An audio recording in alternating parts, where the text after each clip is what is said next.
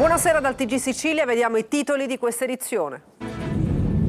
Palermo, tragico scontro tra uno scooter e un'auto a noleggio con a bordo 2 turisti. A perdere la vita un 37enne. Vani tentativi dei sanitari di rianimare l'uomo che è deceduto poco dopo. Ancora violenza in carcere, questa volta a Gazzi, nel Messinese, dove una funzionaria della polizia penitenziaria è stata presa a calci, pugni e sputi. Ad Agrigento, dopo la rivolta della scorsa settimana, convalidati 8 arresti. Un minorenne fuma all'interno di un bus urbano a Marsala, l'autista gli intima di smettere, poi ferma il mezzo e lo schiaffeggia. Il comune avvia gli accertamenti interni, la famiglia si rivolge a un avvocato. Sferacavallo scende in piazza per dire basta a pizzo e violenza. Residenti e commercianti della borgata di Palermo da settimane sono vittime di aggressioni e intimidazioni a colpi di Kalashnikov. A Catania, piazza Rosa Balistrelli, inaugurata appena 8 mesi fa e già in condizioni di abbandono. 11ª edizione del premio Salva la tua lingua locale, sezione scuola. Premiati a Roma in Campidoglio studenti, scuole e pro loco impegnate nella valorizzazione dei dialetti. Premiate scuole siciliane. E poi il calcio, Catania, Ascoli e Salernitana le favorite dei bookmaker per la lotteria playoff. Da martedì rossazzurri in ritiro a Veronello, l'esordio il 17 maggio. Poi il Messina che giocherà domenica prossima a Ragusa allo spareggio salvezza. Martedì 12 maggio l'udienza per il ricorso presentato dalla regina.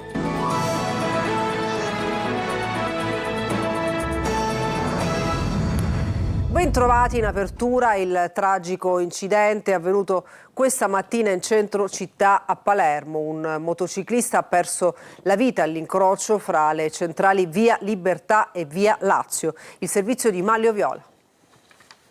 Tragedia della strada in pieno centro cittadino oggi a Palermo. Nello scontro fra una Vespa e un'auto a noleggio con a bordo 2 turisti ha perso la vita un motociclista di 37 anni. La vittima si chiamava Dario Matranga. Lo scontro è avvenuto poco dopo le 8 del mattino di una tranquilla domenica all'incrocio fra Via Libertà e Via Lazio, un incrocio molto trafficato e regolato da un semaforo. Drammatiche le fasi del soccorso. Nell'incidente il motociclista è stato scaraventato a terra e le sue condizioni sono subito apparse gravi. Il personale del 118 arrivato rapidamente ha tentato di stabilizzarlo sul posto.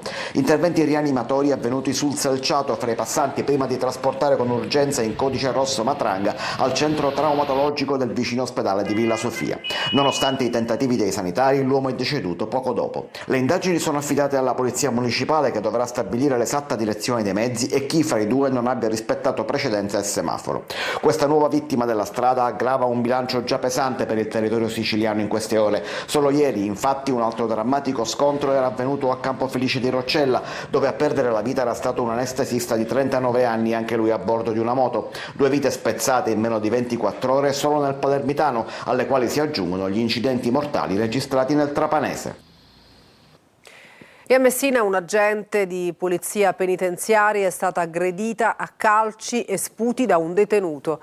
Ad Agrigento invece, dopo la rivolta della settimana scorsa, sono 8 i provvedimenti per i detenuti. Francesco Triolo. Ancora aggressioni in carcere a Messina. Nella struttura di Gazzi una sovrintendente della polizia penitenziaria è stata colpita da un detenuto mentre cercava di aiutare un collega in difficoltà. Secondo quanto riferito dal sindacato Consipe, l'uomo, un detenuto di origine calabrese, avrebbe reagito con violenza, spinte, calci, pugni al braccio e alla spalla e anche sputi al volto. Nonostante l'aggressione, la sovrintendente riuscì a intervenire e a mettere in sicurezza il collega evitando conseguenze peggiori. A sottolineare l'accaduto il presidente nazionale del sindacato Mimmo Nicotra, che parla di atto di grande coraggio e chiede che il gesto non venga dimenticato ma riconosciuto ufficialmente, e chiede il trasferimento immediato e d'urgenza del detenuto aggressore, un'azione disciplinare esemplare. L'episodio riaccende l'attenzione sulle condizioni di lavoro all'interno degli istituti penitenziari e sulla sicurezza degli agenti, spesso chiamati a operare in situazioni di forte tensione. Appena giovedì scorso un'altra violenta rivolta era scoppiata nel carcere di Agrigento. E adesso il GIP del Tribunale Michele Dubini ha convalidato l'arresto degli 8 detenuti protagonisti delle violenze all'interno del Pasquale Di Lorenzo. I detenuti avevano aggredito un sostituto commissario e un altro agente, sottraendo loro le chiavi per aprire le celle e devastando il reparto. Sono stati danneggiati quadri elettrici, estintori, suppellettili. Solo l'intervento della polizia penitenziaria in assetto antisommossa ha permesso di riportare la calma e isolare i responsabili dopo ore di devastazione. È accaduto a Marsala, un minore fuma dentro un bus di linea cittadina e viene richiamato dall'autista. Dalle parole si passa ai fatti e l'autista sembra aver schiaffeggiato il ragazzo. La scena viene anche ripresa dai presenti, ma nel video non si vede lo schiaffo ma solo uno schiocco. Ora il comune di Marsala ha disposto un'indagine amministrativa e la famiglia del minore si è rivolta ad un legale per accertare la verità dei fatti. Il servizio di Laura Spanò.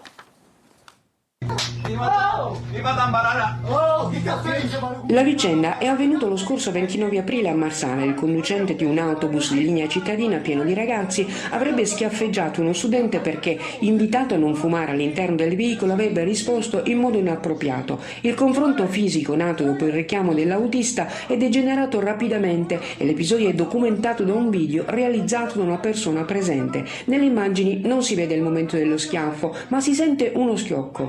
Il comune di Marsala ha disposto un'indagine amministrativa. Il vice sindaco con delega ai trasporti pubblici Giacomo Tumbarello ha chiesto di avviare le necessarie indagini per accertare la realtà dei fatti. Il rispetto delle regole sui mezzi pubblici è fondamentale, dice, così come lo è il rispetto delle persone e dei ruoli. Sulla vicenda interviene anche la famiglia del ragazzo attraverso l'avvocato Daniele Cimiotta. In una nota il legale sottolinea come dalle immagini emerga in modo inequivocabile lo schiaffo sferrato dall'autista, definendo l'episodio di estrema gravità anche perché ai danni di un minore e da parte di un soggetto impegnato in un pubblico servizio. Pur riconoscendo che la dinamica sarà oggetto di ulteriori accertamenti, la famiglia evidenzia che nessun comportamento, quando anche inopportuno, può giustificare il ricorso alla violenza fisica. Secondo il racconto del ragazzo, il diverbio sarebbe nato da un ritardo nel risalire sul bus dopo aver fumato alla fermata, comportamento ritenuto biasimabile ma non tale da giustificare quanto accaduto. Viene chiesto perciò un intervento delle autorità per chiarire i fatti ed evitare il ripetersi di episodi simili.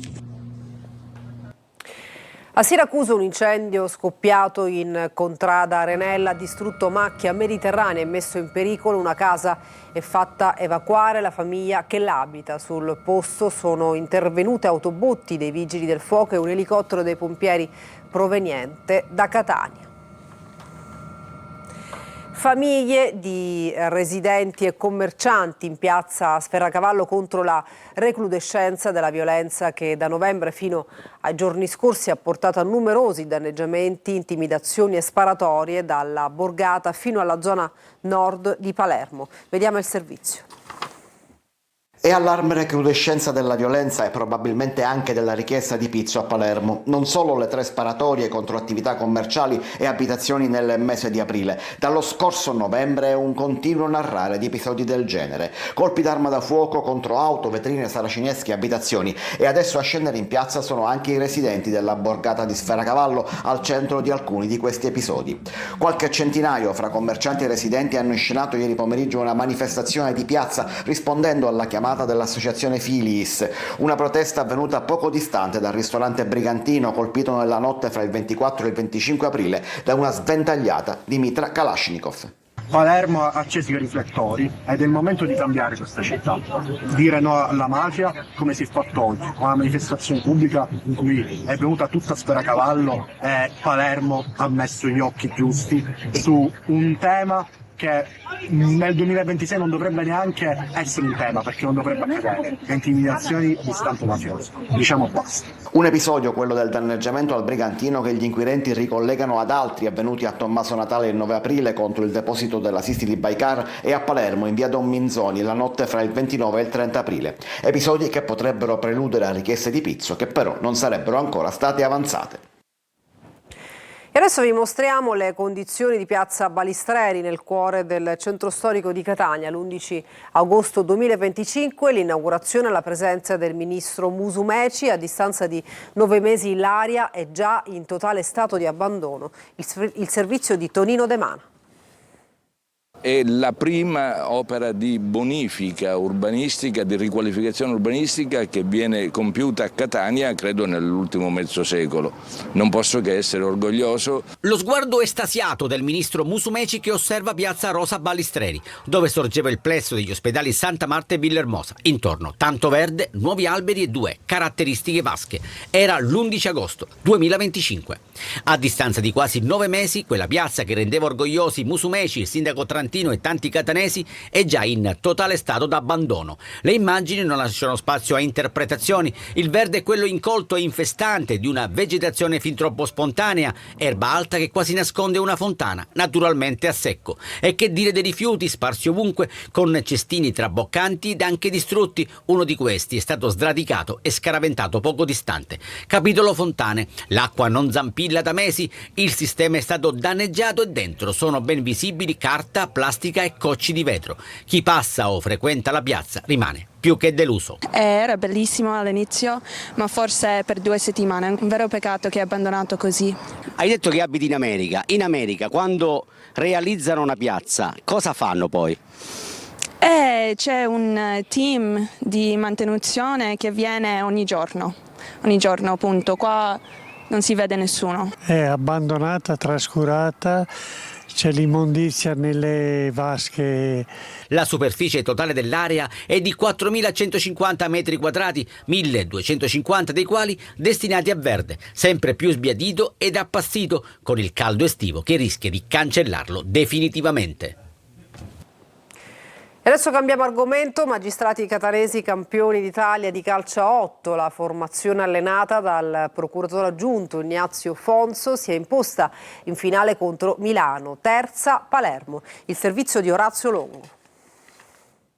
Alla fine vince la S Magistrati Catania, battuta Milano in finale. Gli etnei, campioni d'Italia, replicano i successi del 2016 e del 2023. Terza Palermo. La 12ª edizione del torneo nazionale ANM di calcio a 8 si è conclusa all'Etna Padel di San Giovanni La Punta, al termine di 4 giornate intense. La finale ha premiato la formazione allenata dal procuratore aggiunto del Tribunale di Catania, Ignazio Fonso, capace di imporsi per 2-1 su Milano grazie alla doppietta del magistrato Dario Bonanno. Il calcio è una metafora sociale, politica, è un momento di aggregazione, è un momento di comunanza, è un momento di esplicitazione della personalità di ciascuno di noi senza nulla togliere a nessun altro sport, anzi. 13 le squadre provenienti da tutta Italia, tanti gol e un clima di rispetto e fair play che ha caratterizzato ogni gara. L'organizzazione è stata curata dalla S Magistrati Catania insieme al XAIN e a Pianeta Vacanze Consulting con la collaborazione dell'Ansmes Catania. Noi siamo fieri ed orgogliosi di aver contribuito alla buona riuscita della manifestazione. In primo luogo abbiamo trasmesso sicuramente il valore importante che è quello della legalità, delle manifestazioni nel rispetto delle regole.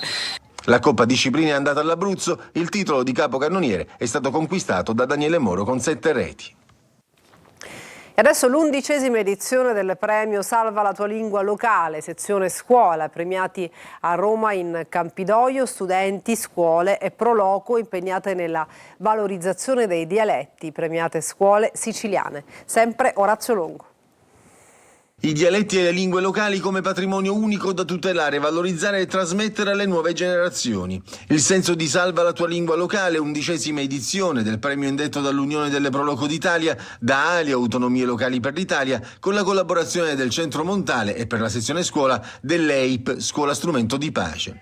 22 gli istituti scolastici premiati a Roma, nella Sala Giulio Cesare, in Campidoglio, oltre 90 le scuole che hanno partecipato provenienti da tutta Italia. Dalla musica alla prosa alla poesia, tanti temi toccati, tanti giovani coinvolti. Questo è il valore del premio Salva la tua lingua locale, rivolto alle scuole, perché vogliamo che i ragazzi si avvicinino sempre di più alla propria identità locale, alla conoscenza del proprio dialetto e di parlare sempre di più nella propria lingua. Questo è un modo anche per riconoscere ancora di più la propria identità, il proprio patrimonio immateriale. Per la sezione musica il primo premio è stato assegnato al Liceo Margherita di Navarra di Monreale, in provincia di Palermo, alla Luna Giada Di Maria della classe terza B con il brano Maledetta guerra. Riconoscimento testimone del Genius Loci ad Angela Puglisi, presidente della Proloco di Novara di Sicilia.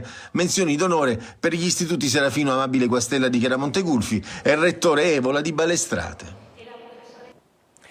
È stato un viaggio tra musica e parole, quello di Roberto Vecchioni ad Agrigento. Il cantautore milanese ha emozionato il pubblico con Tra il silenzio e il tuono, tra brani recenti e grandi classici. Sentiamo. Ogni canzone d'amore si perde nel vento, non sai dove va.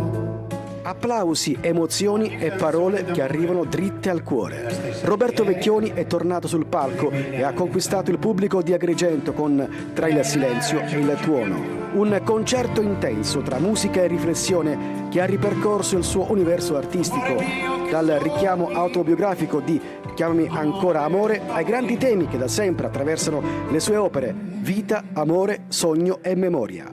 E le lettere d'amore fanno sorridere. Nella prima parte spazio ai brani più recenti e alle storie di chi ha saputo sfidare il destino e scegliere la vita. Poi il viaggio nel passato. I grandi classici hanno acceso la platea in un coro collettivo carico di nostalgia e significato. Portami via da qui. Uno spettacolo che ha lasciato il segno, un messaggio chiaro: amare la vita sempre, anche nelle sue contraddizioni, perché è nello sguardo che cambia tutto. E adesso una pausa, tra poco il calcio, non mancate.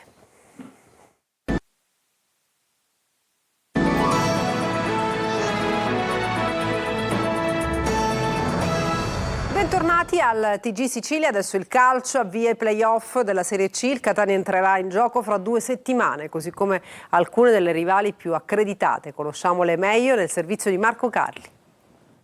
Piazze storiche affamate di calcio, non come Catania per numero di sostenitori e anche, guardando alla maggioranza delle avversarie dirette, per anni di attesa, ma tutte con trascorsi in B, anche in A e con ultimi anni burrascosi. Sono, secondo i bookmaker, i club che si contenderanno la promozione. Ascoli e Catania le favorite, poi Salernitana, Ravenna e Union Brescia. Partiamo dalle squadre che sono arrivate seconde, come i rossazzurri. L'Ascoli ha sperato fino all'ultima giornata nel girone B, ha avuto la meglio l'Arezzo. I bianconeri sono scesi in C nel 23-24 dopo una serie di stagioni fra i cadetti. La storia è nota, l'Ascoli di Rozzi, delle cronache di Tonino Carino, è rimasto negli annali. Il presente parla di una gran stagione di Duffizzi e Gori, in panchina Tomei, ex Picerno. Nell'Union Brescia, secondo nel girone A dominato dal Vicenza, il punto di riferimento è l'allenatore Eugenio Corini. Nella città lombarda, il calcio professionistico è rinato dopo il cambio di sede della Feralpi Salò ed in seguito allo scioglimento del Brescia Calcio per problemi finanziari. Fra le altre favorite c'è la Salernitana, conosciuta dalle nostre parti, affidata a Cosmi per provare una risalita dopo la doppia retrocessione consecutiva.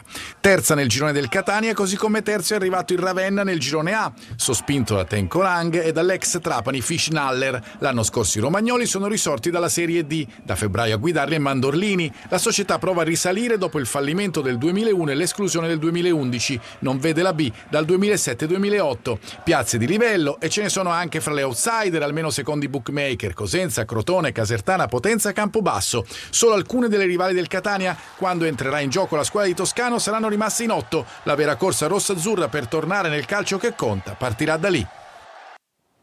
Il Messina giocherà domenica prossima a Ragusa lo spareggio salvezza. Martedì 12 maggio l'udienza per il ricorso presentato dalla Regina. Sergio Colosi.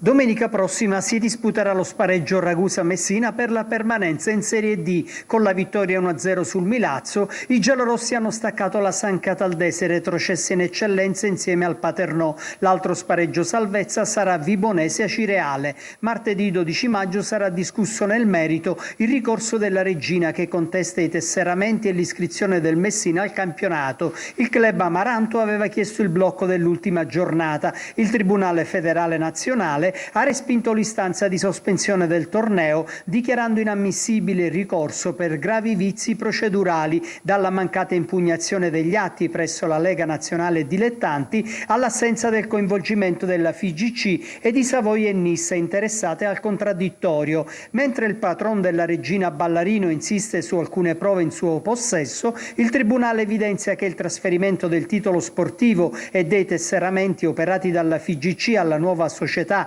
ACR Messina costituisce implicito riconoscimento della validità dell'attività sportiva.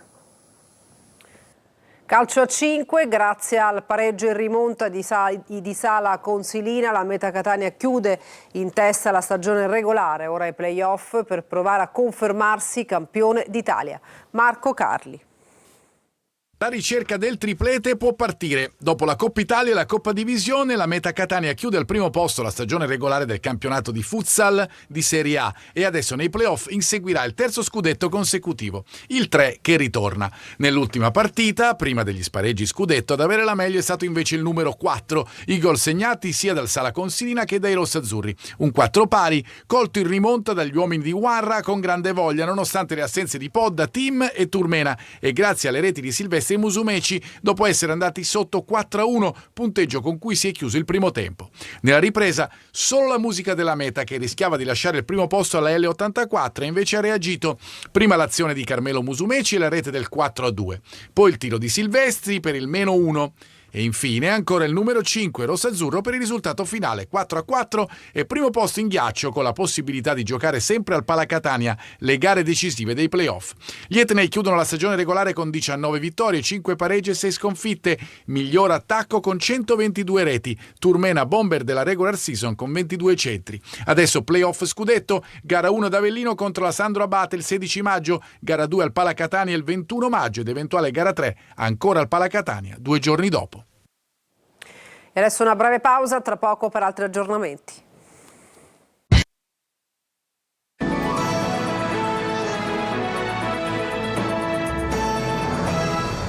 Per questa edizione nessun altro aggiornamento, grazie per averci seguito e buona serata.